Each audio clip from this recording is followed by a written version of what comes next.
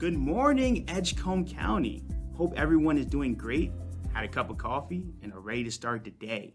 This is Nyreke Peters, Edgecombe County's lead for North Carolina Fellow, and the host of Edgecombe County's new podcast, Let's Talk Edgecombe. Let's Talk Edgecombe was made specifically for the people of Edgecombe County to provide information and updates from throughout the county in a relaxed talk show format. Let's Talk Edgecombe is a 10-minute show that will have new episodes at least once a month and will focus on various topics of interest as well as the various departments that keep our county moving. Guests will include your friends, neighbors, government employees, and community leaders. Stay tuned for today's episode where we sit down with the county manager, Nyreke Evans, to discuss what's been happening in Edgecombe and how he's been staying busy. So, Mr. Evans, let's talk Edgecombe. All right. Good morning, Nyreke. It's good to be here with you today. I'm very happy to be able to talk Edgecombe today. Yes, sir. And I'm glad that we're able to start this new podcast. So I guess before getting into our topics for today, I think it's probably worthwhile that we introduce ourselves. Beginning with myself, as I said, my name is Nyreke Peters, and I am Edgecombe County's Lead for North Carolina Fellow. Lead for North Carolina is a program administered through the UNC School of Government that places recent college grads and local governments in order to help build capacity. So doing things like what we're doing now, creating a podcast and things that, normally local governments don't have the time and, capacity to do. That's, who I am. All right. And Mr. Evans, I know most people listening probably know who the county manager is, but introduce yourself. How long have you been working in local government? How long have you been county manager? Sure. Well, thanks, Nyreke. And first, let me say that we're so happy to have you here with us. That program is a wonderful program, and you've been doing an excellent job. So thank you for being here. So yeah, again, my name is Nyreke Evans. I'm Edgecombe County Manager. I have been with Edgecombe County for just a little over 20 years. I have been county manager for about 6.5 years. I came here to the county initially in 2001 to run the county's Hurricane Floyd recovery program, and since then transitioned to community development work, then became the assistant county manager, and then in 2015 was appointed the county manager. So I'm from a little community just north of here in Edgecombe County in Halifax County called Hollister. But I've been living here in Tarboro for about 5.5 years. So happy to be here. Very honored to be the county manager. Yes, sir. We're all happy to have you serving us as county manager. So, as county manager, you're having to constantly deal with, the many different things that happen in the county, and some things are better than others. And, recently back in December, prior to Christmas, there was the fire at the QVC site here in Edgecombe County. So, talking about that, are there any updates that you can provide at this time? Have you spoken with any officials from QVC? What's the general attitude and morale around that? Sure, yeah. First of all, that was a tremendous blow to the county. I was just blown away the morning of December 18th when I got the call that the facility was on fire, and we've been told that it is the largest facility fire in the state of North Carolina, in the history of the state of North Carolina. So there are about 2,000 employees that were working for QVC and about 300 that were working that night. QVC was one of our largest employers, one of our largest taxpayers. And so Turning Point Workforce Development Board and their network of partners have been very busy. They've had 2 virtual job fairs, They've had an in-person job fair at the Rocky Mountain Event Center. Over 300 QVC employees took part in that. There is another in-person job fair coming up. I believe it's on the 18th of February in Greenville.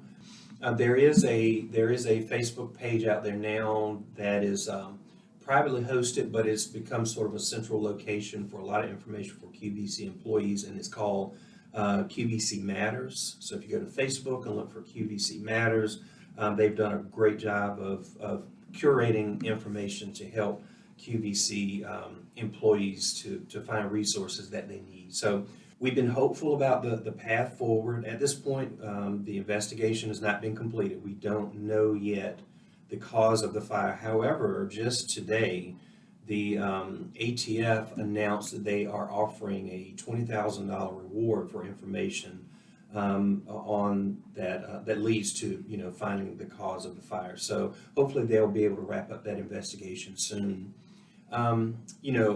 Losing the facility as bad as it was not the worst thing that happened. We had a young man who was an employee of QVC that unfortunately lost his life in that fire.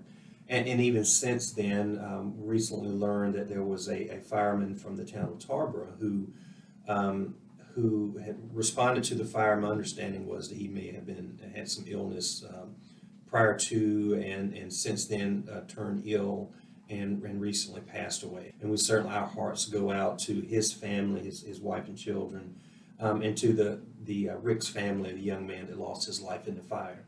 Yes, sir. And once again, that's QVC Matters, correct? QVC Matters. QVC Matters. Right. And I think it's only right that we give a shout out to all those firefighters that were there that day.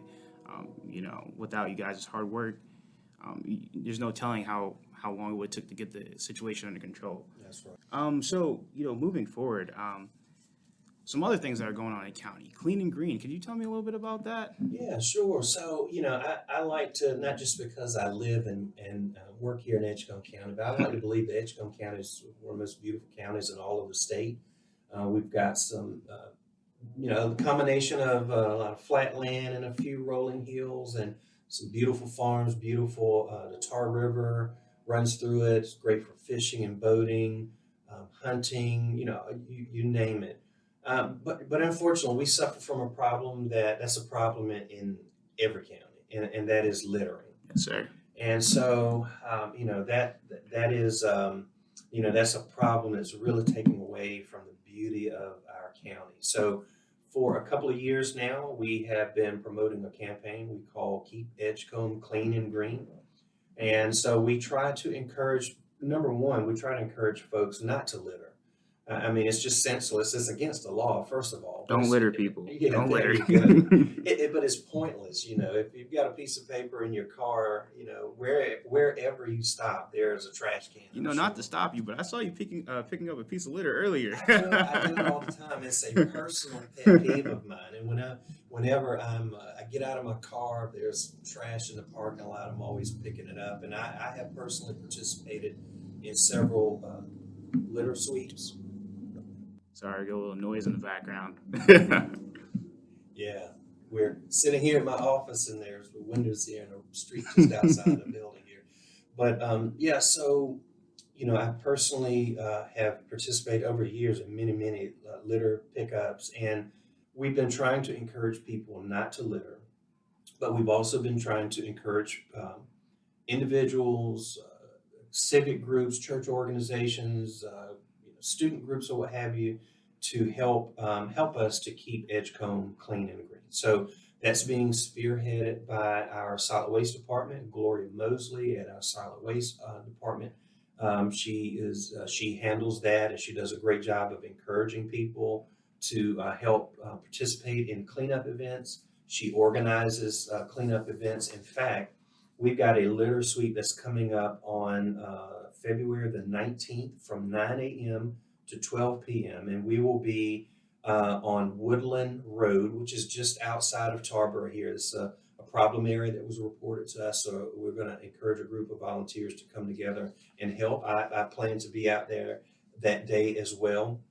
But if any group that, if you want to say your church group or the Girl Scout troop or your friends that live in your neighborhood want to get together and do a litter pickup event, we can supply you with all the tools that you need. We've got gloves, we've got pickup sticks, vests, bags, all of that.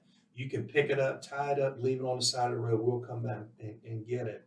But you just contact us and let us know. You can call our solid waste department, and that's at 252-827-4253, or you can just go to our website, edgecombecountync.gov.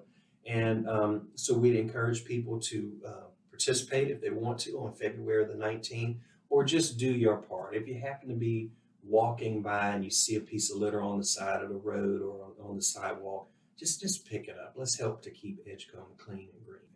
Yes, sir. And I think that, leans in nicely into our next topic because whenever you litter, you run the risk of hurting the animals that are outside. I mean, we can hurt each other, but, you know, there are animals that are constantly outside that are being caught up in all this trash and, you're really hurting their habitat. But as I mentioned, that leads into our next topic, which are the animal ordinance changes. Could you highlight some of the changes recently made in the animal ordinance? Sure.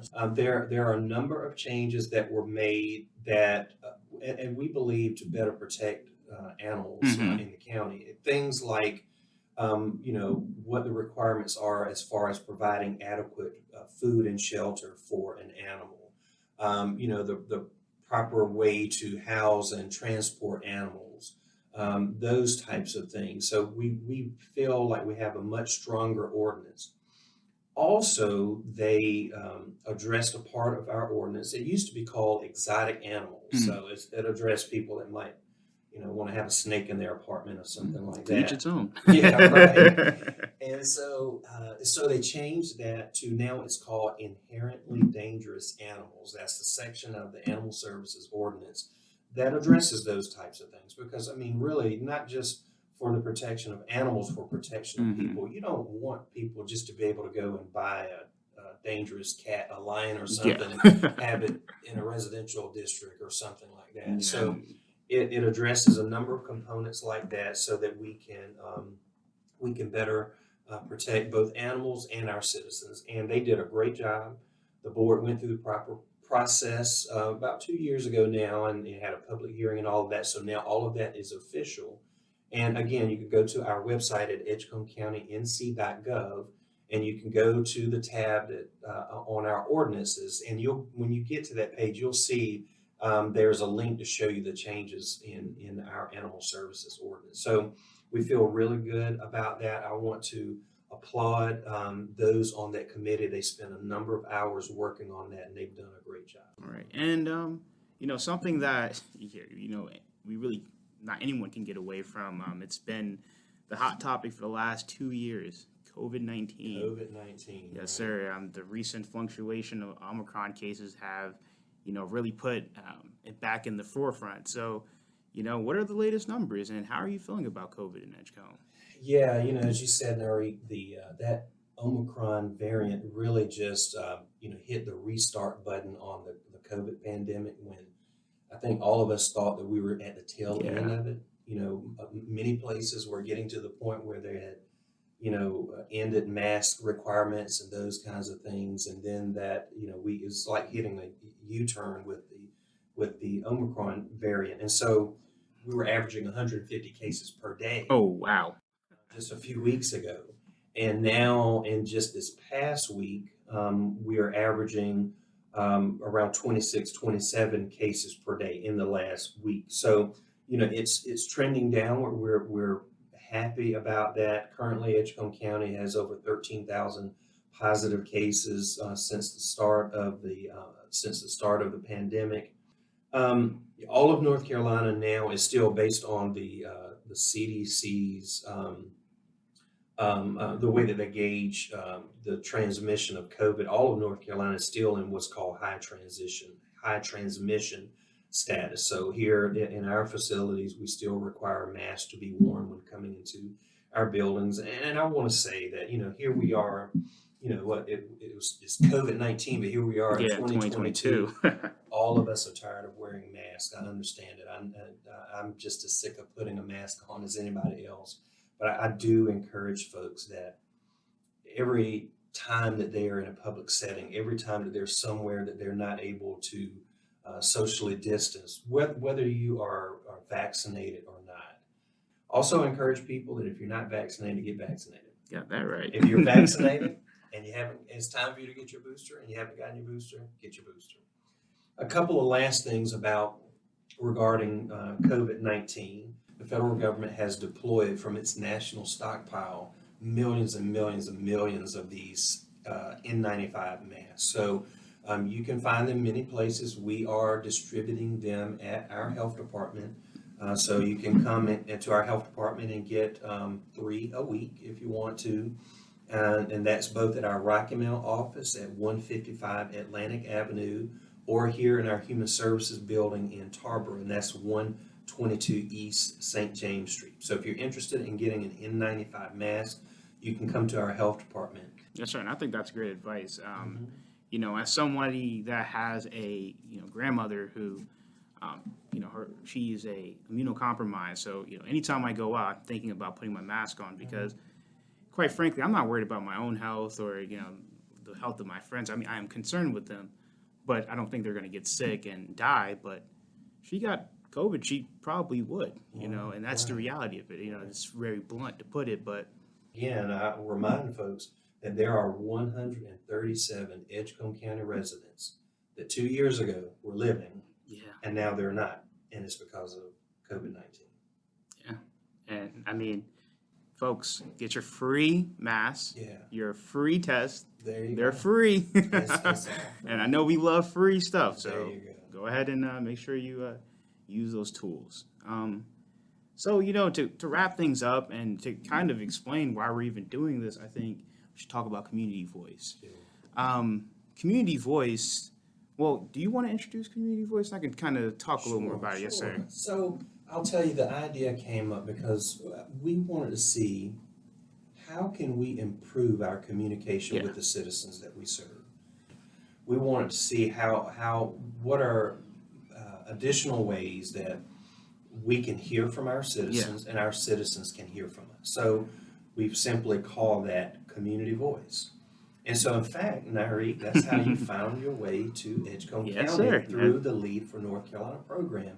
You understood the concept and you've taken really just what was just a very broad concept with a minimal framework, and you've really put some meat on those bones, right? So you've helped us to build out multiple ways that we can increase opportunities to hear from and talk to our citizens. And so all of that that falls under the umbrella of what we call community voice. So maybe you want to talk about some of the initiatives that you're helping us to roll out. So in the beginning, like you said, there wasn't much of a framework, but I knew, community engagement, how do I get people more involved? First thing that came to mind was, we need a way to get people's feedback and to not feel restricted in that feedback. That kind of scary to say, we want to create an opportunity for anonymous feedback. But we think, all feedback that the county receives is good feedback because we want to know how the citizens feel. So to those ends, we created the citizen feedback form, which is available on our website. You can find it under the residents tab or the how do I tab, I believe. That's right. And so those are just one of the things that one of the tools we put out there so that people can, communicate their grievances, ideas, suggestions, compliments, all those things, just feedback in general to the county. And then more largely, we're thinking, we want to be able to hear our citizens, but we also want to make sure that they're hearing us, they're receiving the information that we're putting out there, as well as understanding what goes on behind the scenes.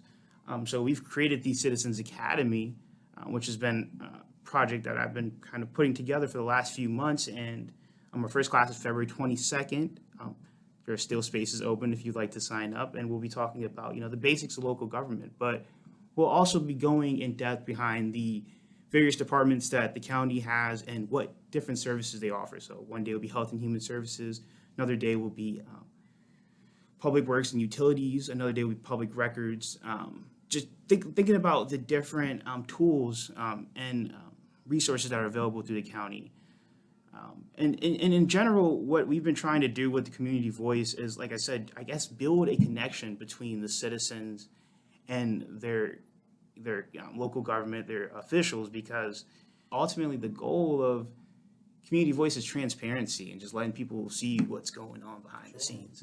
If you'd like to find out more about community voice, there is a website that I've created dedicated to some of the projects that I'm working on. It's sites.google.com/view/Edgecombe Voice. And there you'll find out information about the Citizens Academy, listening sessions, our COVID-19 campaign, and also some other things that I'm working on. So go to sites.google.com/view/Edgecombe Voice, and you will find out more about community voice. All right. Awesome. And that is all that we have for today. Thank you very much for listening to the first episode of